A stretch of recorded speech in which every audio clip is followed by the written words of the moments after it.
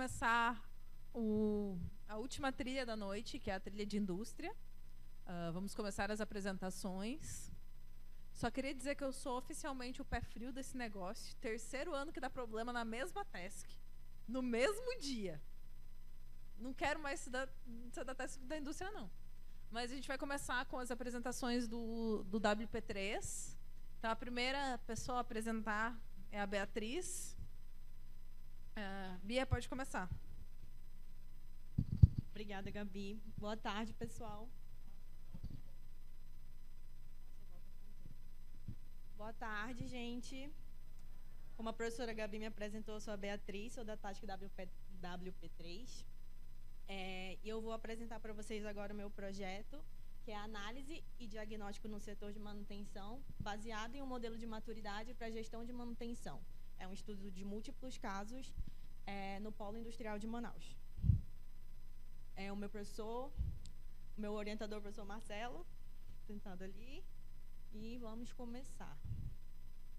O resumo do meu projeto foi a aplicação de um modelo de maturidade que suporte as decisões das organizações no âmbito da gestão da manutenção, promovendo a sua melhoria contínua.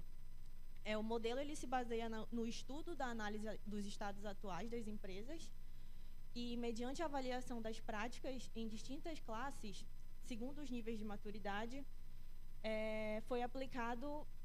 esse modelo ele foi aplicado em empresas aqui do Polo Industrial de Manaus, pertencentes a distintos setores industriais, com base nas respostas de um questionário que foi aplicado aos gestores da área de manutenção. Foi possível identificar as oportunidades de melhoria para o setor de manutenção. A partir da aplicação do modelo, vai ser possível desenvolver uma estratégia para que a área de manutenção alcance os níveis imediatamente superiores da escala e até que seja alcançada o nível de excelência ou classe mundial.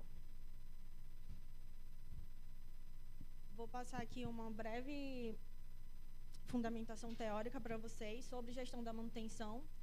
A manutenção dos ativos físicos é uma função fundamental da produção para que as organizações alcancem os resultados estratégicos em mercados cada vez mais competitivos.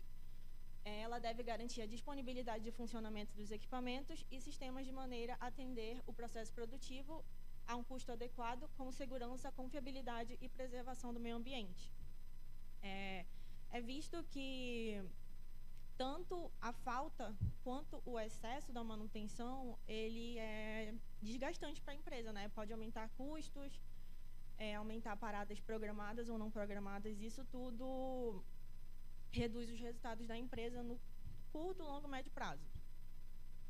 Agora, sobre os modelos de maturidade, eles são baseados na mensuração de níveis de maturidade e têm contribuído para o alcance de melhores resultados nas organizações, demonstrando que os resultados serão tanto melhores quanto mais alto for o seu nível de maturidade. Com respeito aos estudos sobre maturidade de processos, quando as organizações são maduras, elas fazem as coisas de modo sistemático, enquanto as organizações imaturas, elas atingem os seus resultados com base em esforços heróicos ou, então, criando abordagens de forma espontânea, sem querer, né? Então, o objetivo do meu projeto, ele foi aplicar o modelo de maturidade nas 5 empresas aqui do Polo Industrial de Manaus e, com base no resultado dos relatórios de desempenho, elaborar um plano de ação que ajude essas empresas a alcançarem resultados melhores à medida que elas vão alcançando níveis superiores de maturidade dentro desse modelo. A abordagem ela é qualitativa, porque ela foi feita a partir da percepção dos gestores de cada área, de cada área de manutenção de cada empresa, sobre o desempenho do setor de manutenção correspondente. É de natureza aplicada, pois foi a aplicação de um modelo de maturidade para a gestão da manutenção que tem o objetivo de aplicar uma estratégia no final para a construção do plano de ação. O objetivo explicativa, porque identifica fatores que implicam em um baixo nível de maturidade. O procedimento foi um estudo de múltiplos casos que analisam de análise de maturidade e proposta de plano de melhoria. A coleta de dados ela foi feita a partir das entrevistas com os gestores, eles responderam o questionário, e também indicadores de desempenho das empresas, do setor de manutenção. A análise de dados foi feita a partir do relatório de desempenho, e o plano de ação é a proposta do plano de ação para alcançar os níveis imediatamente superiores na escala de maturidade do modelo. O modelo de maturidade escolhido, ele contém 5 níveis, que vão do 1 ao 5, e é composto por 10 classes que estão diretamente relacionadas à manutenção em cada empresa, que são a cultura organizacional, política de manutenção, gestão de desempenho, análise de falhas, planejamento e programação das atividades de manutenção preventiva, Computerized Maintenance Management System, gestão de estoques, normalização e controle dos documentos, gestão de recursos humanos e gestão de resultados. As informações relativas à área de manutenção de cada empresa foi obtida através da aplicação do questionário ao gestor de manutenção de cada uma delas. Essas entrevistas elas ocorreram no período entre janeiro e julho de 2022, e essas empresas todas atuam aqui no Polo Industrial de Manaus, sendo uma empresa do setor de eletroeletrônicos, uma empresa do setor de cuidados pessoais, uma empresa do setor de embalagens, uma empresa do setor de produto médico e uma empresa do setor de 2 rodas. Aqui tem as fases de aplicação do modelo de maturidade, que começou com o estudo do estado atual de cada empresa, com base nas respostas dos gestores. A partir disso, foi identificado em qual nível de maturidade cada empresa estava alocada para promover a sua adequada gestão. Desculpa.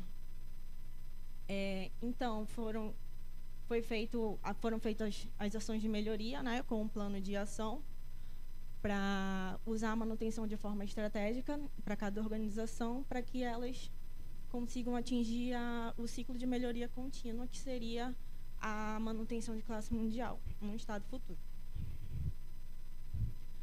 Aqui tem um gráfico do estado atual de cada empresa, ficou pequenininho, mas eu vou explicar para vocês. Cada aresta dessa daqui corresponde a uma classe e cada corzinha corresponde a uma empresa. Dentro do estudo, a empresa que apresentou um estado atual mais baixo foi a de eletroeletrônicos, e a que apresentou o melhor desempenho na área de manutenção foi a empresa de 2 rodas. As outras 3 empresas elas estavam medianas, em algumas classes elas tinham um bom nível de maturidade, e em outras elas já estavam mais embaixo. A partir desse resultado, foi feito o plano de ação. Aqui tem as ações para sair de cada nível para um nível superior, imediatamente superior. Por exemplo, aqui no nível 1, o que precisa ser feito para alcançar o nível 2? E assim sucessivamente até o nível 5, onde a empresa alcança o ciclo de melhoria contínua. Então, aqui no nível 1, as empresas elas são caracterizadas por ações isoladas e de pouco impacto. E para que elas atinjam o nível 2, elas precisam principalmente criar um ambiente de cooperação entre os indivíduos. Aqui no nível 2, as empresas continuam tendo ações isoladas e de pouco impacto. E para elas irem para o nível 3, elas têm que... A organização, junto com a liderança, elas têm que ter compromisso com as regras e as normas. As empresas aqui no nível 3, elas já estão empenhadas em mudar, elas sabem que elas precisam mudar.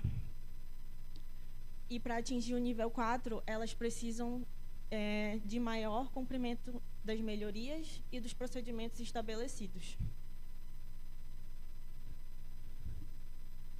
As empresas que estão aqui no nível 4, elas já sabem que elas precisam melhorar, elas têm bons modelos, elas usam bem os recursos delas, mas para ir para o nível 5, elas precisam alinhar estrategicamente a área da manutenção com a área de negócios da empresa em geral. Com mais disciplina, eficiência, reforçando a produtividade, e o foco também na satisfação do cliente.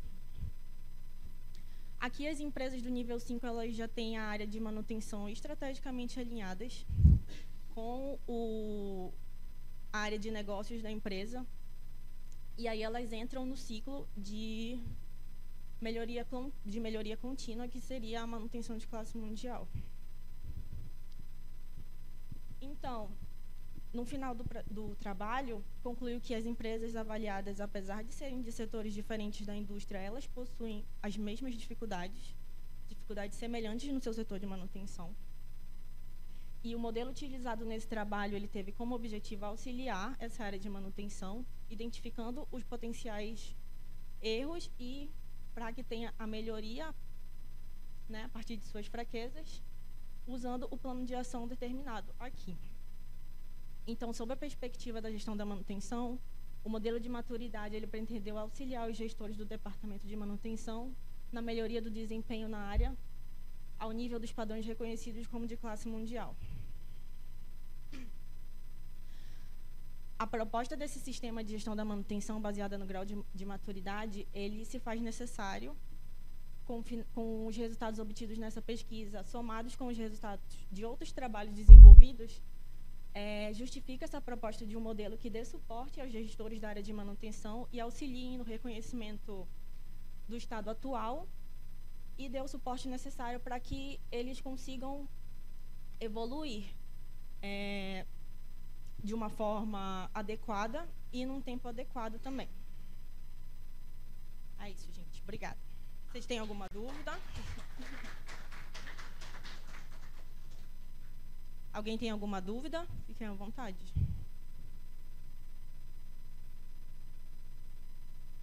Muito obrigada, gente.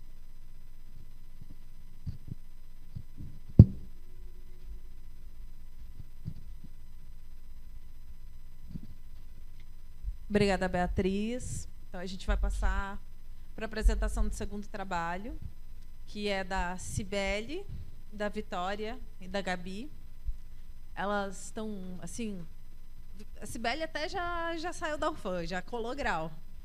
Então, é a despedida delas oficial hoje.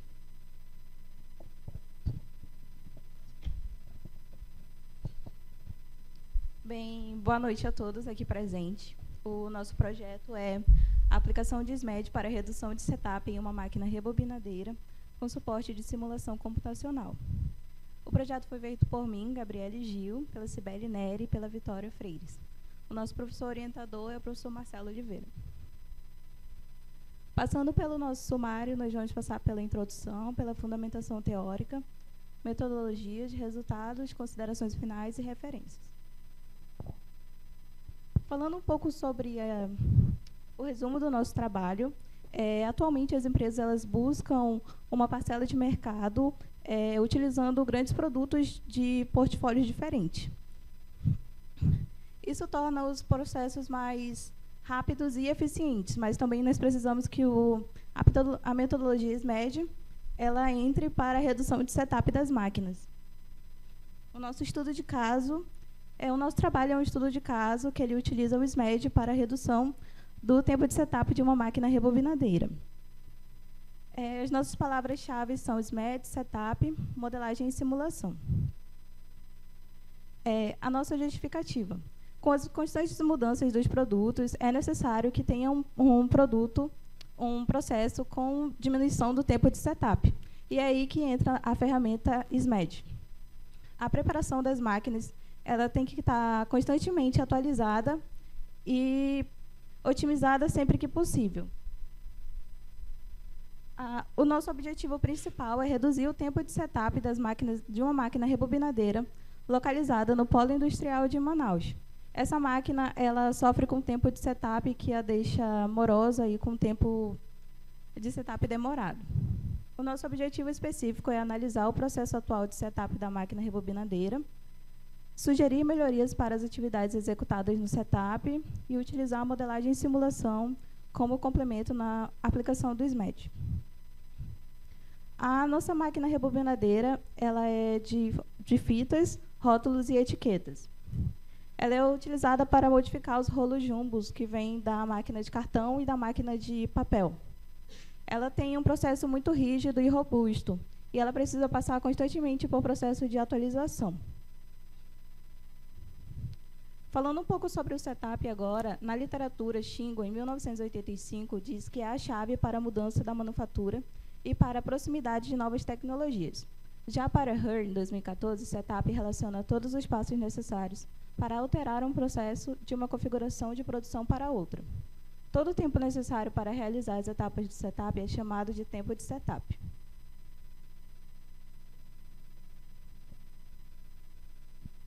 Boa noite a todos, eu sou a Cibele.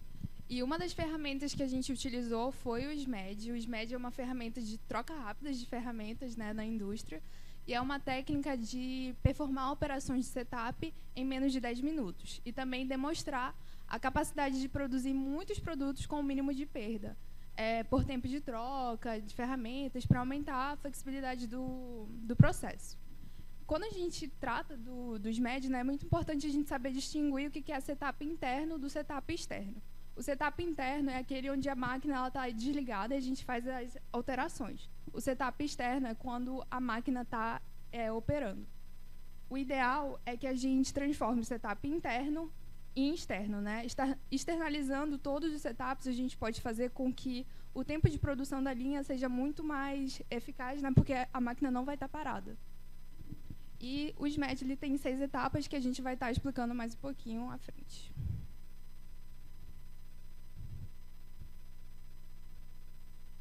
O nosso trabalho ele é um estudo de caso. Espera aí que eu acho que eu passei um. Não. Tá. O nosso estudo ele é um estudo de caso, né? Que ele é um estudo profundo sobre uma unidade de interesse, né? E a abordagem dele é mista, tanto qualitativa quanto quantitativa. As nossas etapas de desenvolvimento foi a etapa 1 da definição da estrutura conceitual, né, revisão da literatura. A etapa 2 foi planejar e coletar e tratar os dados que a gente coletou. A etapa 3 foi a criação do nosso modelo computacional no Flexim e a aplicação do SMED de fato, né, utilizando o nosso software. A etapa 4 foi conduzir o modelo de melhorias sugeridas. A etapa 5 foi análise dos resultados. E a etapa 6 foi discussão e propostas, né, e promover futuros estudos.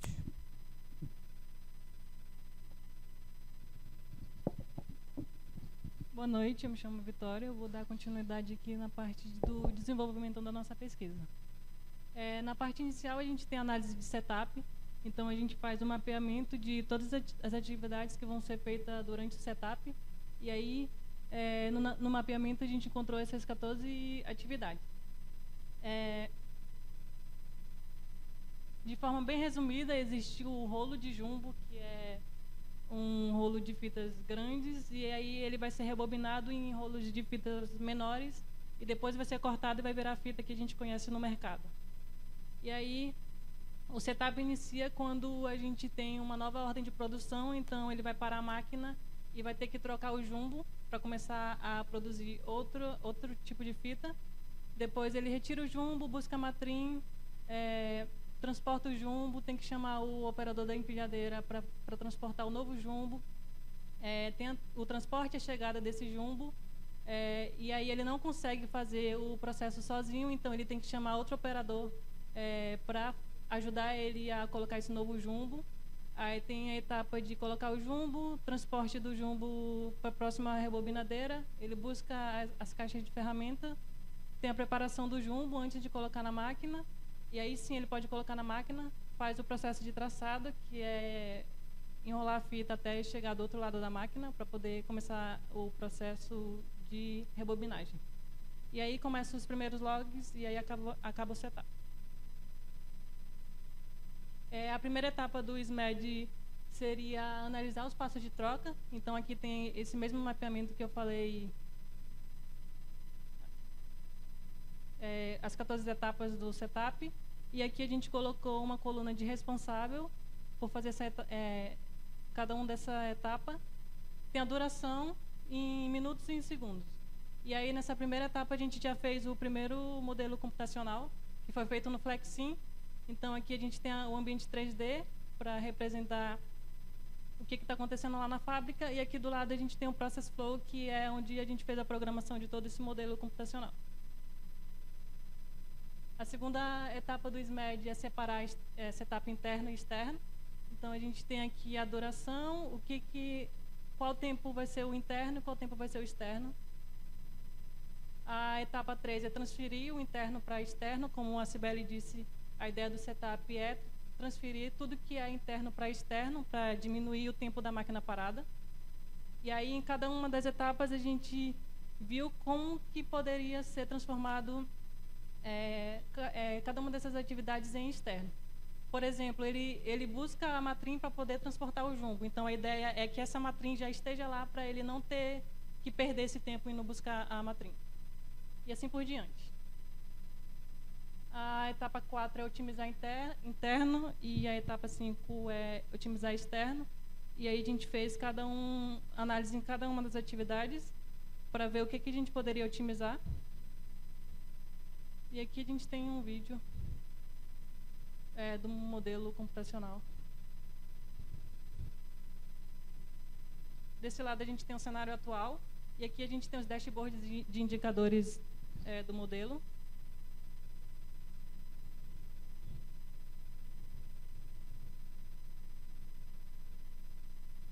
E aí, no caso ali, o cenário de melhoria ele já acabou, mostrando um tempo total de 16 minutos,2.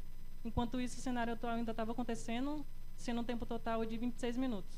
E aí a gente conseguiu reduzir mais ou menos 10 minutos do tempo de setup, que pode ser convertido em produção e melhoria para a empresa.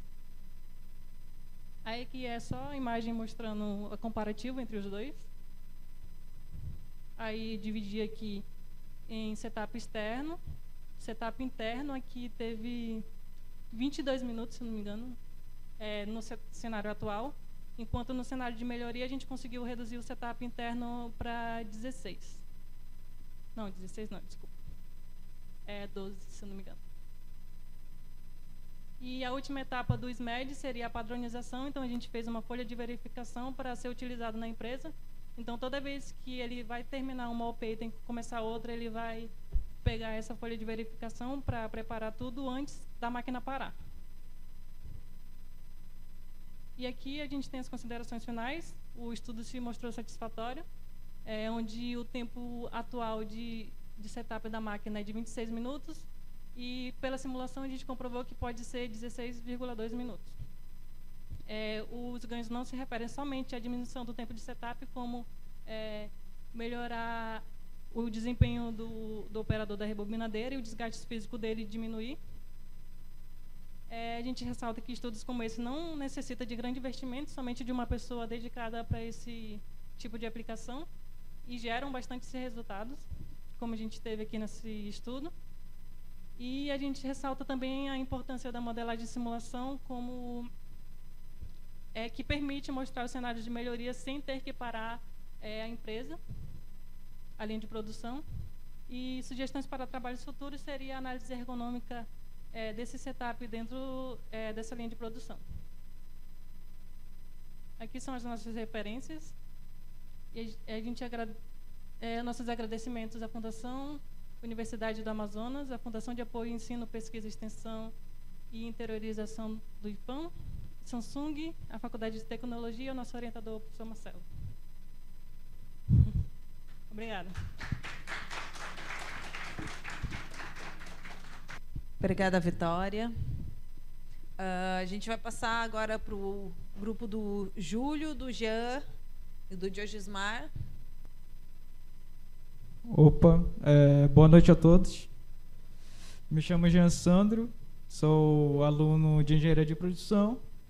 Eu e minha equipe iremos apresentar uma proposta de desenvolvimento de um aplicativo para análise com a ferramenta 8D.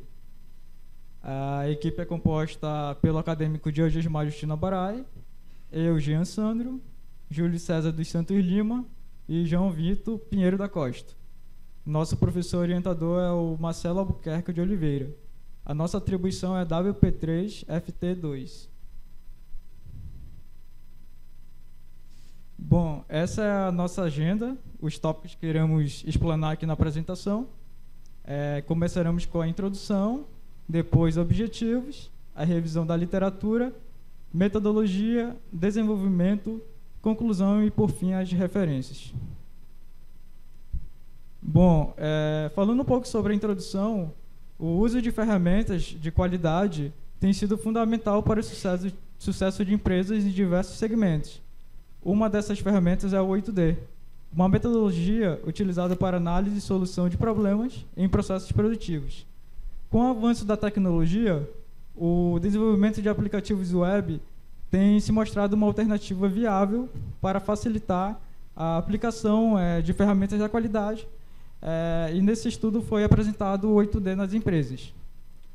Nesse contexto, o projeto elaborado pela minha equipe tem como objetivo geral apresentar uma proposta de desenvolvimento de um aplicativo web para o uso da ferramenta 8D, visando aprimorar a eficiência e eficácia, ou seja, a produtividade, na solução de problemas em processos produtivos.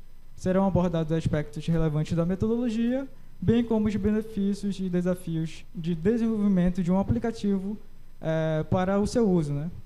Espero-se, assim, contribuir para a disseminação de conhecimento sobre essa ferramenta e sua relevância para a gestão da qualidade nas empresas. Então, os nossos objetivos são esses. O objetivo geral é propor uma aplicação web para o preenchimento da ferramenta da qualidade conhecida como 8D. Para atingir esse objetivo geral, a gente propôs esses 3 objetivos específicos. O primeiro é criar um fluxo de processo, um fluxograma, para o funcionamento da aplicação até o final de dezembro de 2022. O segundo é desenvolver as telas dos 8D até o final de fevereiro de 2023. E o último é aplicar uma avaliação desse teste com possíveis usuários até o final de março de 2023. Falando um pouco sobre a revisão da literatura, a gente tentou abordar as ferramentas que a gente utilizou para fazer nosso aplicativo web. Aqui a gente vai explanar um pouco sobre o 8D para a melhoria da qualidade. A metodologia 8D é uma ferramenta utilizada para solucionar problemas que tem como objetivo identificar a causa raiz de um problema, planejar soluções a curto e longo prazo, prevenir reincidências e manter melhoria na qualidade de um produto ou serviço.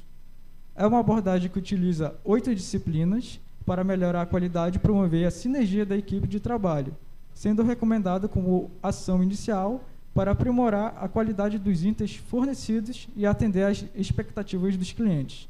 A seleção de uma equipe multifuncional é uma etapa importante para a análise da resolução de problema, pois permite a colaboração de diferentes especialistas e a ampliação da visão sobre o problema em questão. Como o nome sugere, a metodologia 8D é a aplicação de 8 dimensões ou disciplinas sequenciais, através da construção de um plano inicial, que é chamado de dimensão D0, né? A dimensão 0 ou D0, para análise e resolução de problemas. Essas dimensões são descritas da seguinte forma.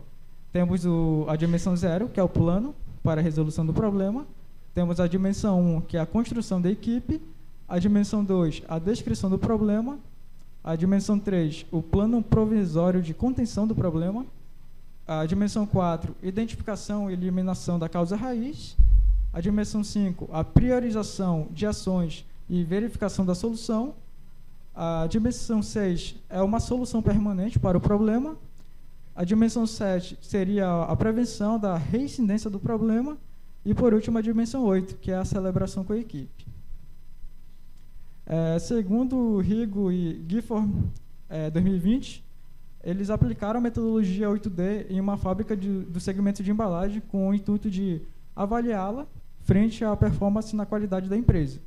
Os autores usaram o 8D para minimizar uma falha crítica chamada de falha na selagem do material, que representava prejuízos altos por reclamação dos clientes. Como resultado da aplicação do 8D, a empresa passou a registrar uma queda acentuada de reclamações, onde foi de um custo de 61.200 em 2016 para cerca de 29.400 em 2017 e 26.500 em 2018. Já Oliveira et al. 2022 propuseram o desenvolvimento de um sistema de gamificação para análise e prevenção de falhas, tendo como base o uso da metodologia 8D. Segundo os autores, o modelo criado pode proporcionar uma maior interação entre os colaboradores, líderes e ferramentas utilizadas em um determinado setor, o que leva a um melhor nível de treinamento, agregando valor e qualitativamente ampliando sua abrangência, evitando assim o desperdício de tempo com treinamentos ineficazes. A outra ferramenta que a gente usou bastante para o nosso aplicativo foi o fluxograma para mapeamento de processos. Segundo o Galvão 2017, o fluxograma é uma ferramenta de diagrama que apresenta graficamente as etapas de um processo específico, incluindo as atividades executadas, os serviços prestados, as entradas e saídas de documentos, as decisões tomadas e os participantes envolvidos.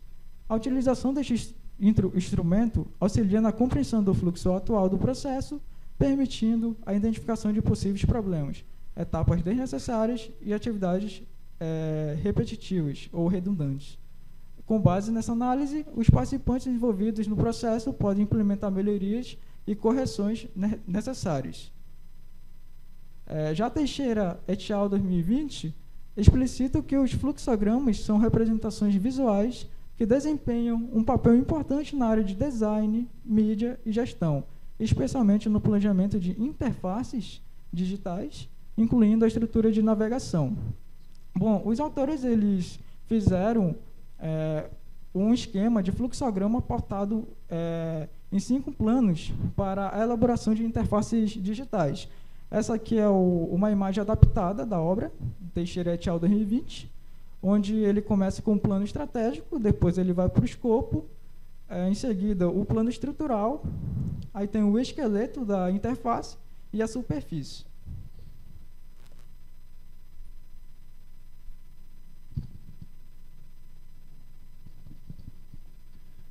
Linguagem de programação para desenvolvimento de formulários inteligentes.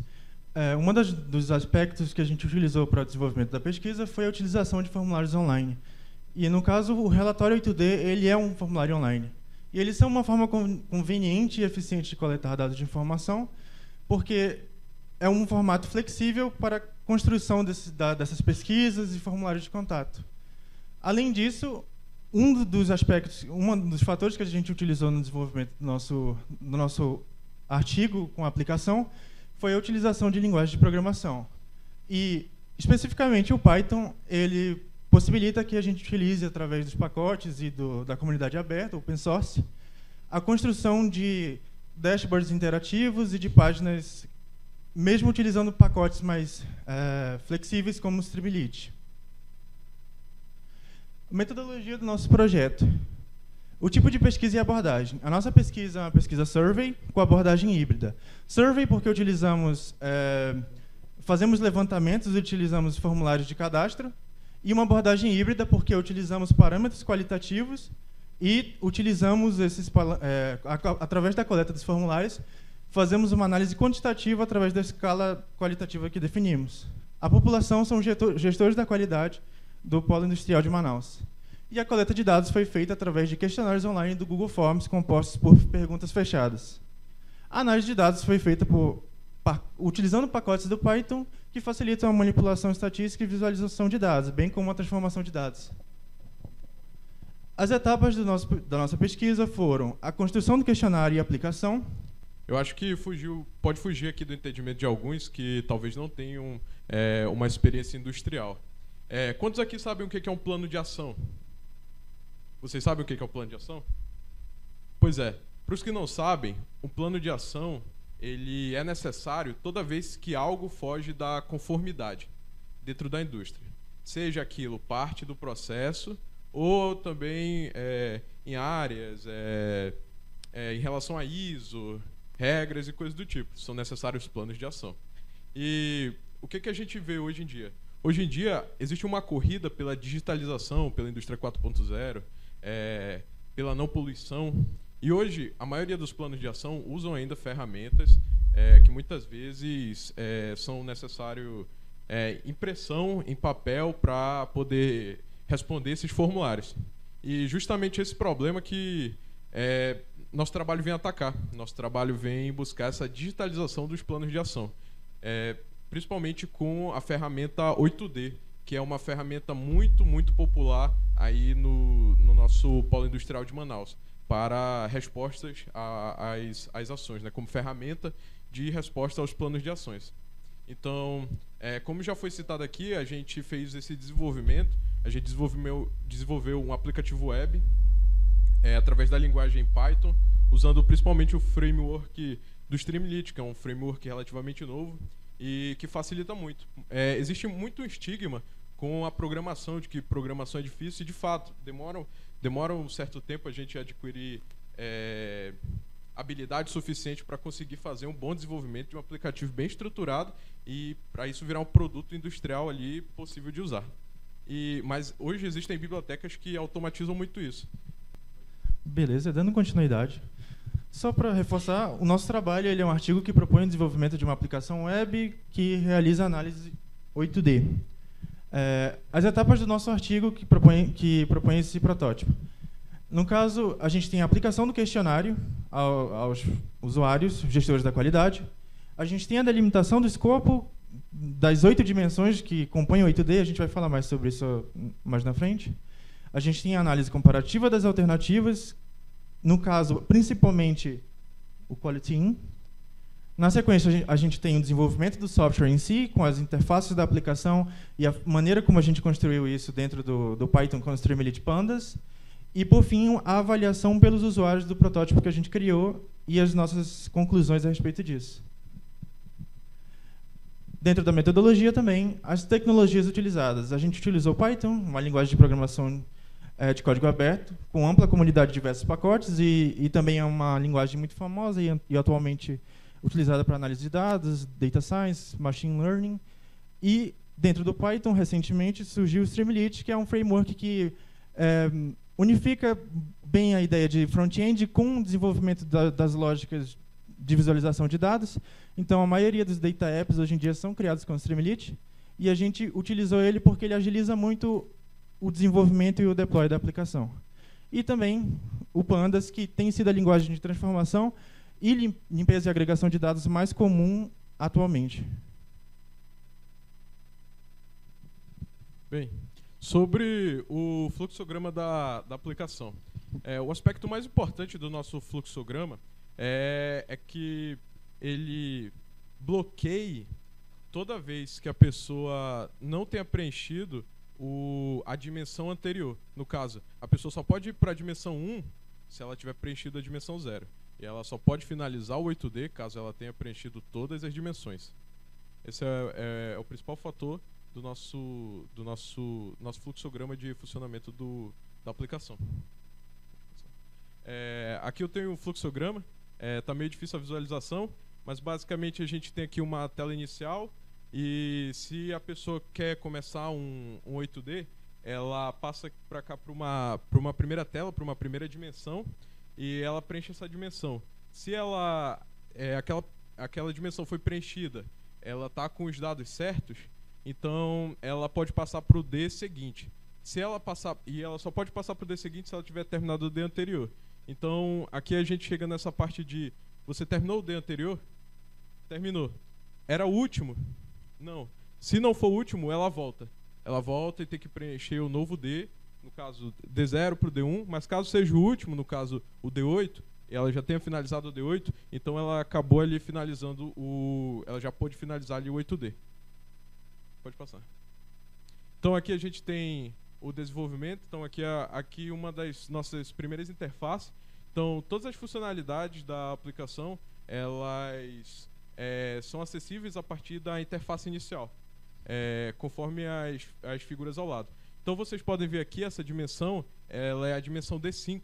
Nessa dimensão aqui é onde são feitas o planejamento das ações que vão atacar e vão corrigir a causa raiz. No caso aqui, essa ferramenta aqui que a gente usou aqui dentro do aplicativo é o 5W2H. E vocês têm o status aqui de cada uma das situações de cada uma ação. Então a gente tem aqui as ações espera, incompleta e já vencidas. Aqui embaixo a gente tem aqui uma visualização da tela sem ser que a pessoa tenha preenchido o D anterior. Então essa tela aqui está bloqueada. Não é possível, nesse momento aqui, ela preencher esse porque ela não concluiu o D anterior. Pode passar. E aqui também uma visualização do progresso. Se o 8D for concluído, o status aqui vai estar completamente azul e vai aparecer a mensagem de concluído do 8D. Então, isso significa que a pessoa preencheu corretamente, validou corretamente as 8 dimensões.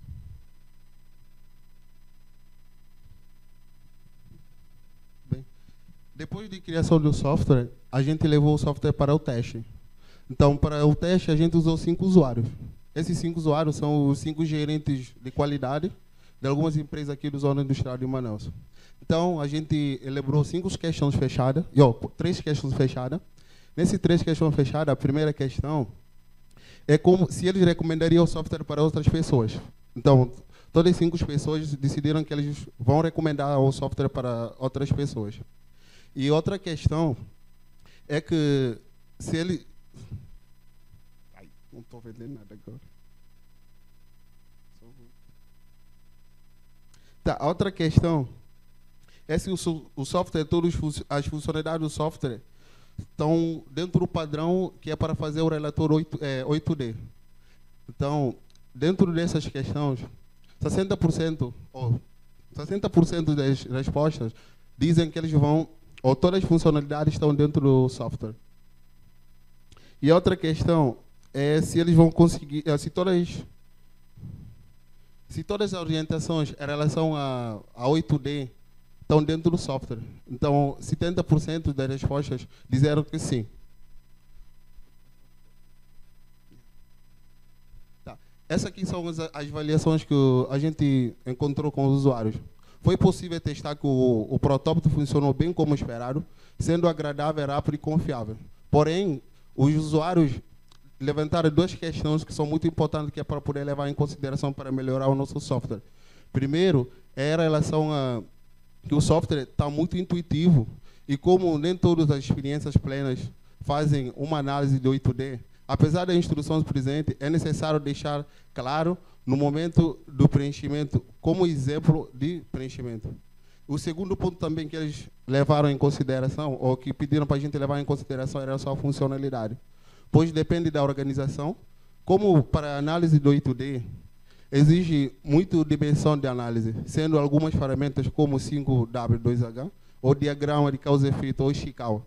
Então, nessa análise, o nosso software não consegue gerar muita quantidade de dados. Então, isso a gente levou em consideração para poder corrigir o software. A nossa conclusão que a gente chegou de que o software é importante para a análise do 8D. Então, como todos os 5 gerentes recomendaram o software, então a gente concluiu que é necessário melhorar o software e lançar no mercado que é para poder ajudar na análise do 8D. E também a gente deixou aberto de que os outros trabalhos podem usar esse trabalho que é para poder adequar a outras ferramentas de qualidade que podem ajudar na análise. Essas aqui são as nossas referências que a gente usou para fazer o nosso trabalho. E obrigado.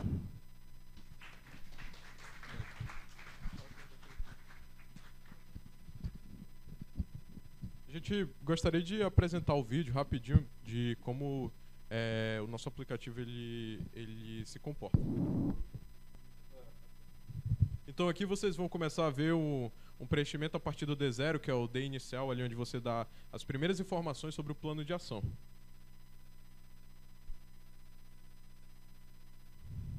Então aí vocês podem ver ele preenchendo a data de início, a data de previsão do término e o tipo de 8D, que pode ser um 8D interno, pode ser um 8D externo, referente a fornecedor, referente a cliente.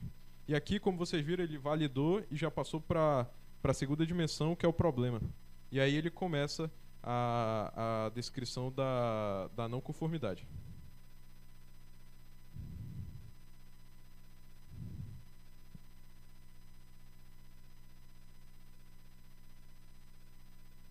Então vocês podem ver aí que ele concluiu. Ele conseguiu passar pro D2, que no caso é ali o nome da equipe.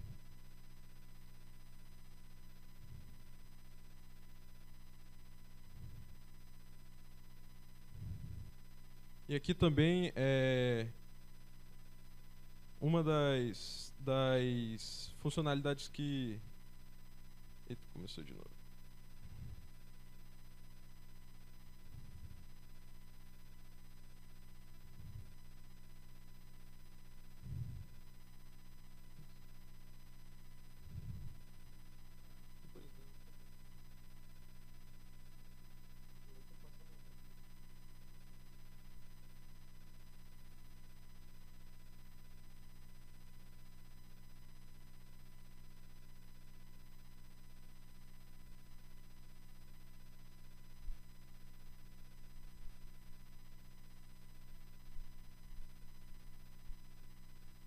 Então aí voltamos novamente pro D2, né? Onde ele está colocando a equipe. E aí ele vai começar a descrever o plano de contenção. Ele está mostrando um pouco do funcionamento. E como vocês puderam ver, foi esse o aplicativo que a gente desenvolveu. Como o Barai falou, ele não é modular, então determinadas ferramentas não são possíveis hoje de colocar elas. Elas ficam alocadas fixamente em determinadas partes das dimensões. Por exemplo, o 5W2H, dependendo da empresa, ela pode querer o 5W2H em alguma outra dimensão e um diagrama de causa-raiz em alguma outra dimensão, que nesse caso hoje a gente não dispõe dessa modularidade. Então foram essas as recomendações de melhoria que tivemos. É isso, pessoal. Obrigado.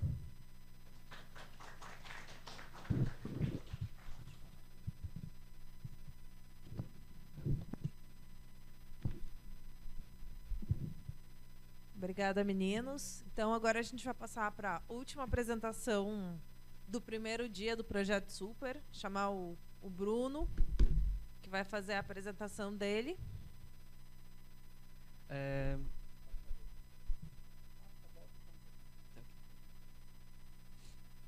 Então, boa noite novamente.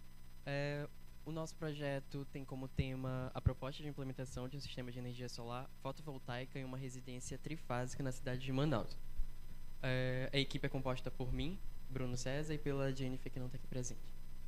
O nosso professor orientador é o Marcelo Albuquerque.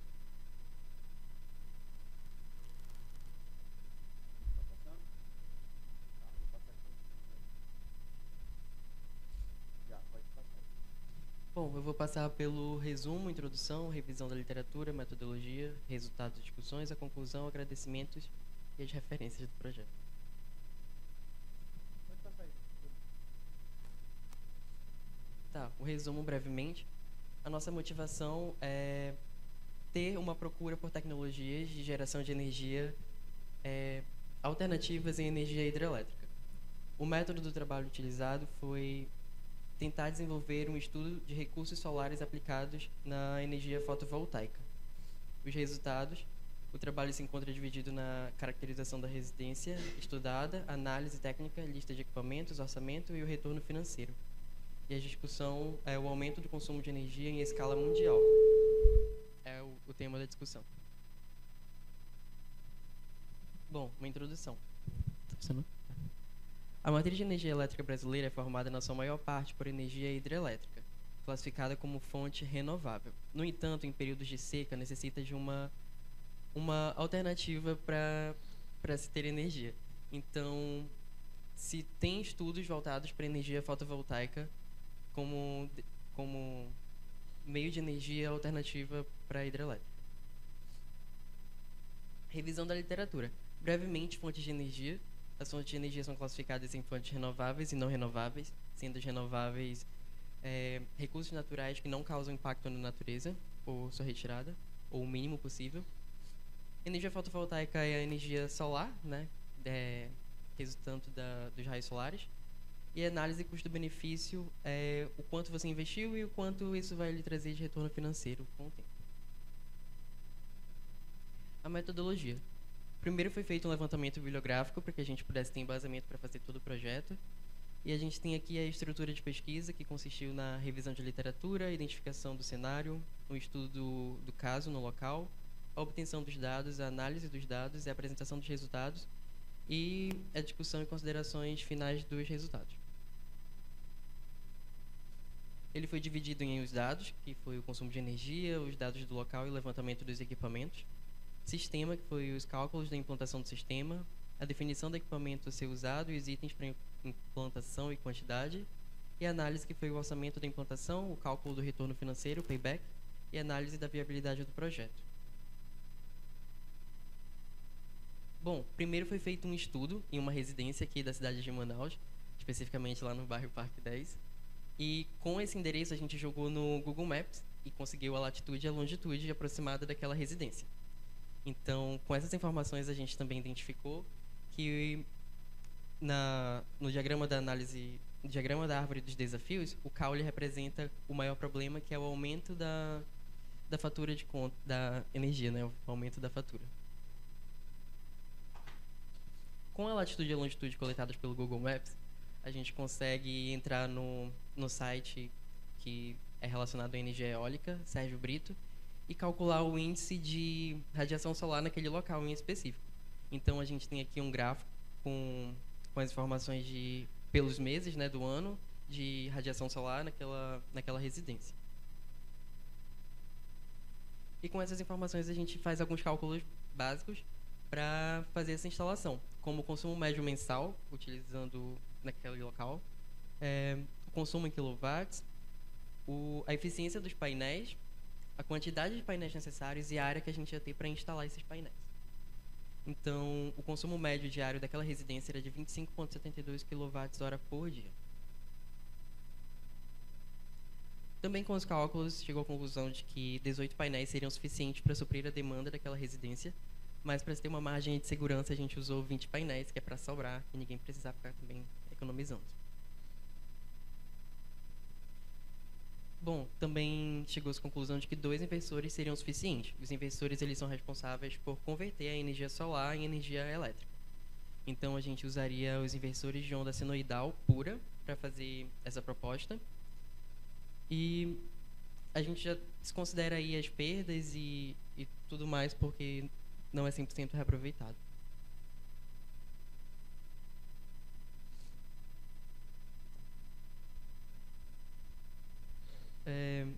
Aqui também a gente viu que seria necessário o uso de baterias para o uso noturno, né?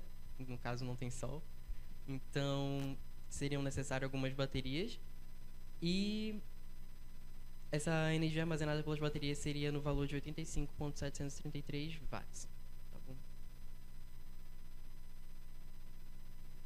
Aqui a gente calculou a quantidade de baterias necessárias. Seriam 8 baterias em paralelo e 4 baterias em série.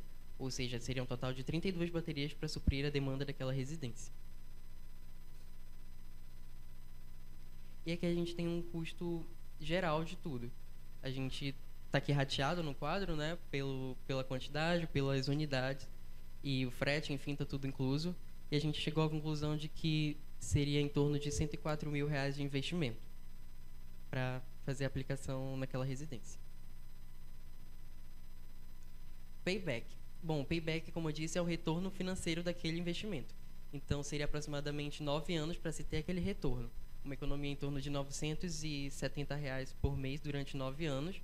E aí, depois seria lucro, né? Bom, e a conclusão é que, assim, depende das condições de cada um de fazer essa aplicação, mas é um retorno que vai vir em algum momento, depois dos 9 anos. E apesar de ser um grande investimento, o capital investido na instalação do sistema é recuperado ao longo dos anos e os custos reduzidos são proporcionais à produção de energia naquele local. Você não vai ficar mais dependente de energia elétrica da rua, né, do governo. E ainda tem aí a pegada ambiental, que no caso você vai estar ajudando o meio ambiente e vai estar reduzindo aí os impactos na natureza. Aqui algumas referências que foram usadas para desenvolver o projeto. E agora os agradecimentos, em especial à FUA, à FAEP e à Samsung, e aos nossos professores e orientadores. Obrigado. Obrigada, Bruno. Então, pessoal, acho que encerramos o primeiro dia. Acabou. E é isso. Obrigada pela participação de vocês.